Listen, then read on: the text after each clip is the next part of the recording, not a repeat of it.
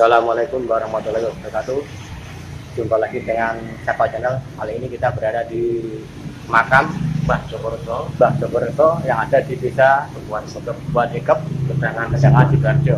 Bersama beliau Ustadz Bambang selaku sesepuh dan juga yang mungkin mengetahui tentang sejarah dari Mbah Jogoroso.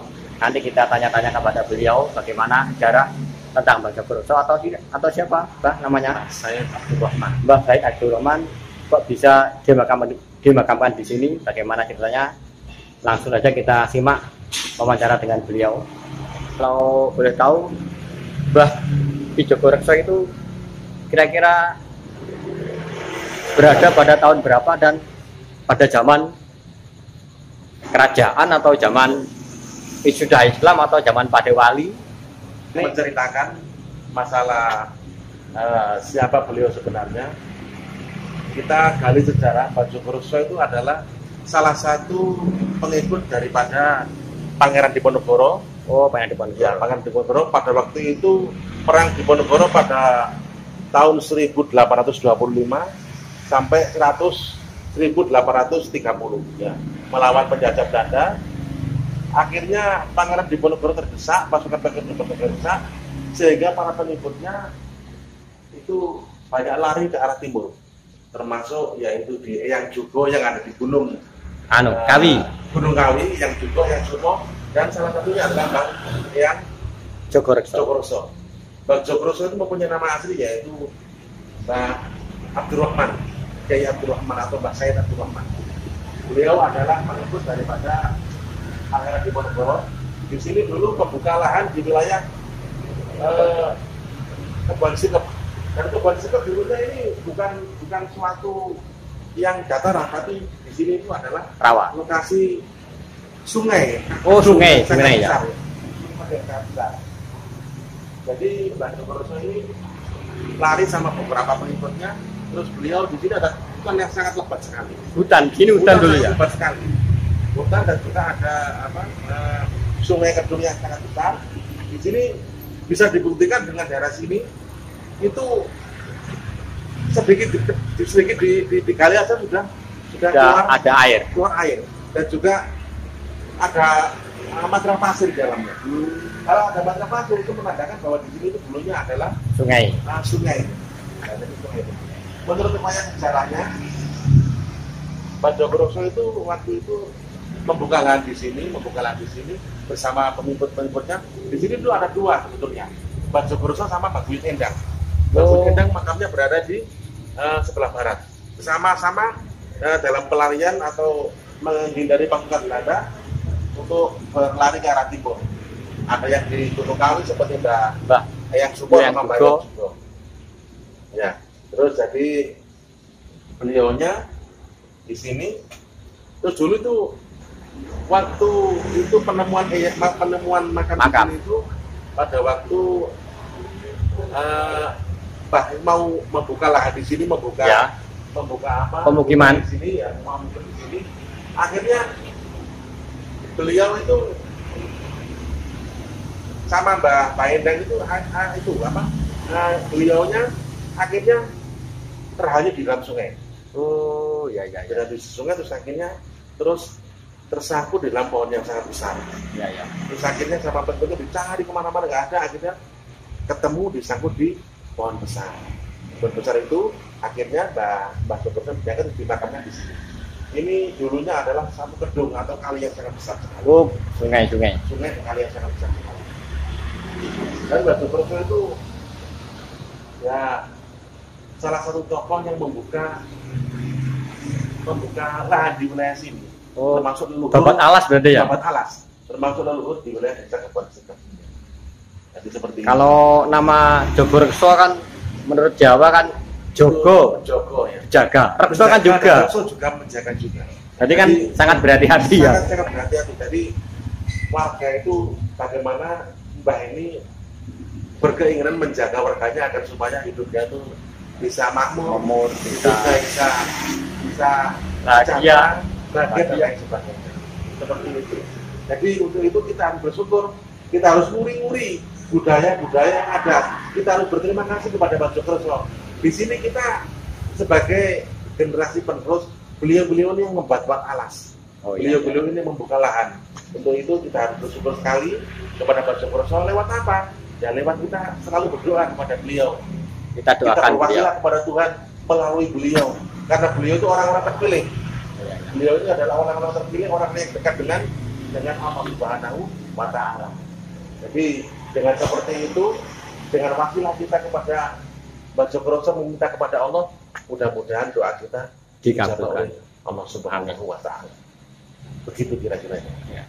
Terus apa itu kan di depan ada kata-kata punden. Ya, punden. Berasal dari kata Jawa, dari bahasa Jawa pundi, dipuja. Ya. Tempat yang dipuja. Mungkin karena ada makam beliau di sini mungkin penuh, sehingga tempat ini bisa penuh barokah atau bagaimana? Di situ Mbak ini termasuk salah satu orang pilihan. Oh iya. Bukan orang biasa, tapi orang pilihan. Makanya itu sebagai leluhur mempunyai, memang orang-orang dulu kan sapi sakti. Ya. Orang dulu diberikan kelebihan oleh Tuhan, diberikan kelebihan oleh Allah, mempunyai kelebihan dalam hal spiritual. Iya. Dalam hal kesaktian. Dan untuk itu banyak dari pendatang-pendatang, dari saudara-saudara dari daerah luar daerah sini untuk ngalah barokah. Tawasul ngalah barokah kepada Pak Jogoroso. Bukan meminta kepada Pak Jogoroso, tapi kita ngalah barokahnya Pak Jogoroso. Iya. Mudah-mudahan hajat kita, mudah-mudahan anak keturunan kita bekerja di sini, kita juga mencari makan di sini, mudah-mudahan diberikan kemudahan oleh Allah Subhanahu wa Ta'ala. Mudahnya ketemu. Karena ada bapak ini juga dari luar daerah kebencian, itu bisa ditanyakan. Ini kebetulan di sini ada peziarah dengan Bapak siapa ini kalau boleh tahu? Nyuwun sewu. Bapak Sulaiman. Bapak Sulaiman ya, dari Bapak Saim. Oh, yang satu dari Bapak Saim. Sering ke sini, Pak ya? Ya. Tiap malam Jumat. Ada Ya. malam Senin. Setiap malam Jumat dan malam Senin. Oh iya. Kalau boleh tahu, selama Bapak ziarah di sini mungkin ada pengalaman-pengalaman yang aneh atau pengalaman orang lain yang Bapak dengar, misalnya ada orang gimana atau gimana? Pengalaman saya minta barokah Pak Jogoroso ini lantaran Pak Jogoroso kepada Allah. Di atas, Ya. supaya kita bisa yang selamat. Ya, selamat dunia akhirat. Yang mulia. Hidup tenang, berwaras. Ya. Diberi panjang umur. Seluruhnya sama keluarga. Ya. Halo Abah Bambang, apakah ada peristiwa atau kejadian-kejadian aneh yang di sini? Saya pernah bermimpi. Bermimpi ya? Saya dikasih tasbih oleh Pak Jogoroso. Kasih tasbih? Tasbihnya warna hitam. Tapi itu dalam mimpi. Dalam mimpi kan? Nah terus setelah saya utak-utak itu apa maknanya? Ternyata tasbih itu adalah untuk ngentas no kabeh. Oh, ngentas no kabeh. Ternyata hal itu sangat relevan sekali. Karena apa? Ya, walaupun nggak sehebat seperti orang-orang di sana, ya, itu banyak orang-orang yang ya istilahnya itu minta barokah kepada Allah melalui saya. Banyak sekali permasalahan keluarga, banyak sekali permasalahan anak, banyak permasalahan karir. Seperti itu minta barokah doa. Coro Jawa ini jalur suwo. Ya, seperti itu. Nah mungkin itu karamanya juga dari Mbak. Ya, mungkin aja bisa. Mbak isyaratnya memberi tasbih. Tasbih itu bukan kok tasbih secara fisik. Tapi tasbih itu maknanya adalah ngentas no kabeh. Oh, menolong semuanya. No kabeh ya, itu seperti itu. Mungkin seperti itu harapan saya. Ya. Juga angan-angan saya. Karena apa? Seperti ajaran dari Kanjeng Nabi adalah khairun nas anfa'uhum linnas. Jadi sebaik-baik manusia adalah yang bisa bermanfaat buat orang lain. Wong awak dhewe iki bantu duit yo gak iso wong padha kak duwe ini. Bantu apa? Yo bantu doa. Seperti itu yang diinginkan oleh baginda Rasul. Seperti itu yang diinginkan oleh Mas Jogoroso. Ya. Begitu kira-kira. Terus kita saling membantu sama. Ya. Terus kalau di makam sini yang paling ramai itu misalnya pas bulan apa atau ada event-event apa? Oh, ya. Untuk event haul itu pada waktu bulan Suro. Oh, bulan Suro. Suro ya. Setiap hari Sabtu Kliwon. Sabtu Kliwon. Ya, itu kemarin diadakan haul. Nah, kemarin waktu itu masih pandemi. Ya. Jadi cuma ditengeri saja ya Pak ya, ditengeri saja. Sama ini tempat Pak ini adalah peziarah tetap. Seperti Pak peziarah tetap. Nah, beliau ini adalah yang dalam tanda kutip ngeramut makam ini bersama dengan sahabat-sahabatnya, bersama dengan teman-temannya yang ngeramut makam ini adalah beliau ini.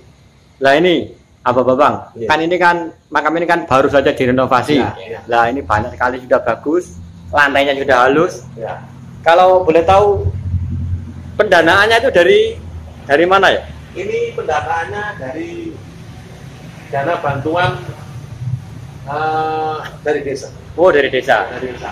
Jadi bantuan ini dari desa untuk merenovasi makam ini biar terlihat lebih anggun, biar Ya. terlihat lebih gagah, dan peziarah ke sini Semakin nyaman. Semakin nyaman. Jadi nggak terasa nggak terasa kumuh, jadi lebih bersih dan lebih nyaman. Saya kira lampu-lampunya ini. Ya, lampunya kan masih kurang terang. Ya. Kurang terang. Ini kan memang belum diresmikan. Rencananya mau diresmikan oleh seluruh RT di wilayah RT 4 ini, mau diresmikan. Tasakuran. Tasakuran ya, tasakuran. Kemarin sudah direncanakan oleh Pak RW Ya. untuk mengadakan tasakuran seperti itu di wilayah ini. Jadi setiap RT nanti dimintai tumpeng kita syukuran di sini dalam rangka peresmian daripada makam Pak Jogoroso. Ya, ya. Ini yang saya ceritakan tadi, beliau ini adalah salah satu pejuang dan juga salah satu yang membabat alas di daerah sini. Ya. Beliau memiliki kelebihan dari yang lainnya. Salah satunya kalau yang mungkin bisa diceritakan salah satu kelebihan atau aromanya. Di sini ada baju Ontokusumo. Seperti apa? Seperti rompi itu. Apa Rompi, ya. kotangnya? Warnanya kalau nggak salah itu warnanya hitam ya, bukan hitam. Putih tapi agak kumal. Oh, Agak seperti baju pramuka tapi agak keputih-putihan. Jadi putih tapi krem. agak kumal seperti krem. Memang tembakan usia. Yeah. Tembakan usia. Dan itu ditemukan di wilayah masjid Kebun. Al-Mubarak. Oh, Al-Mubarak. Ternyata masjid Al-Mubarak dengan sini itu ada keterkaitan. Begitu juga ada batu gilang waktu itu. Itu ada batu gilang.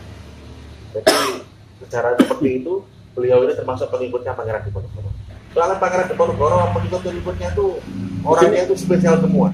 Banyak sekali pengikut-pengikut Pangeran Diponegoro memang memiliki ilmu kanuragan yang lebih daripada yang lain. Jadi seperti itu. Dan ternyata terbukti bahwa beliau-beliau ini sudah bisa merasakan diri dengan kita minta barokah daripada Mbah Jogoroso, minta kepada Allah diberikan ketenangan. Nyambut jaya juga diberikan Kelancaran. diberikan kelancaran. Yang penting itu hidup itu tenang. Ayam. Hidup itu tenang, kenyamanan.